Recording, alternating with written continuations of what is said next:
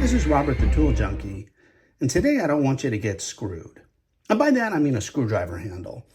Today here in the shop I'm going to take a look at this Wera KK20. It's a 7-piece bit holder by Wera, and let's go ahead and do our unboxing.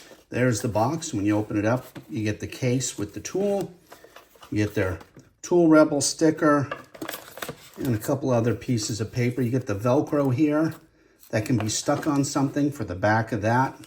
Also has a belt loop in there, so it can be through a belt loop. And you have some instruction sheets here, but let's take a look at this. Got a nice Velcro there to keep it in its case. And here's the handle itself. Looks like a typical Wera handle. And it says press right there. When we press that,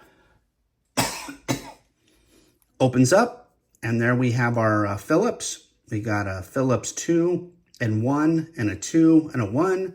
We have a couple slotted there. So that's all inside the handle. When we close that up, here we have the shaft, and it's stuck, but you got the, I should say it's in a fixed position here. And here you have your chuck. So let's take a look at that. Let's pull one of these out of there, close that up. And when you put that in, it clicks, and we got good positive engagement there.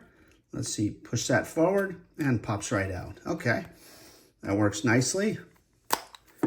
Open this back up. Let's stick the bit back in as it belongs. Close it back up. And then here, when you pull that, we have the longer shaft here, and you know it's okay because it says okay.